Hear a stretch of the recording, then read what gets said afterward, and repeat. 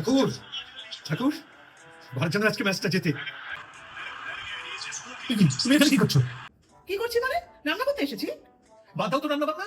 ভারতের সঙ্গে এরকম একটা ফাইনাল ম্যাচ হচ্ছে আর তুমি এখন এসছো এখানে রান্না বান্না ইয়ে করতে? যাও যাও যাও ঘরে যাও। আর কি করতে এলে এখানে? এই যে তুমি ঢুকলে অমনি একটা আউট হয়ে গেল। এটা কি ধরনের কথা বলছো তুমি? আমি এরকম বলে আউট হয়ে গেল? এই শোনো, তুমি এখানে যাও তো, তুমি ওই ঘরে গিয়ে বসে খেলা দেখো, আমি কাজ করতে দাও। একটা পরিষ্কার কথা বলে দিচ্ছি, আমি সেদিন এখানে বসে খেলা দেখেছি বলে ভারত জিতেছিল। আজকেও আমি সেই জন্য এখানেই বসে থাকবো, যতক্ষণ না ভারত জিতছে ততক্ষণ আমি উঠবো না। এই তুই এখানে কি করতে এসেছিস? জল খেতে এসেছি, আবার কি করতে আসবো? কোনো জল টল খাওয়া যাবে না। একবার করে মা আসছে, একবার করে মেয়ে আসছে, আর একটা করে আউট হয়ে যাচ্ছে। যা যা শিগগিরি যা। আর একবার যদি এখানে আসিস না, ঠ্যাং ভেঙে দেবো। আমাদের বাবা কিন্তু ভীষণ অত্যাচার শুরু করে দিয়েছে, আমি বলে দিলাম। মানে ভাবতে পারছি না, খেলা শুরু হলে পুরো বাড়িটা তোমার স্টেডিয়াম হয়ে গেল। আমি বিয়ের পর থেকে দেখে যাচ্ছিস একই রকম। খেলা শুরু হলে ব্যাস মাথা খারাপ, পাগলের মতো করতে থাকে। আমাকে তো ভালো লাগছে না।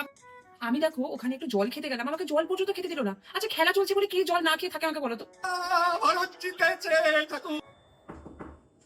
আরে কি হলো কি? দরজা খোলো, খিদে পেয়ে গেছে না? বাবা, এখন আর দরজা ধাক্কে কোনো লাভ নেই। মা শুয়ে পড়েছে, মা বলেছে আজকে কোনো রান্না টান্না করতে পারবে না, তুমি আজকে খেলা দেখে পেট ভরো। না না, এইগুলো কথা বললে হয় নাকি? খিদে পেয়ে গেছে, ওফ কি যে করে না। এ কি, প্রাইজ ডিস্ট্রিবিউশন শুরু হয়ে গেছে? চুকা চুকা।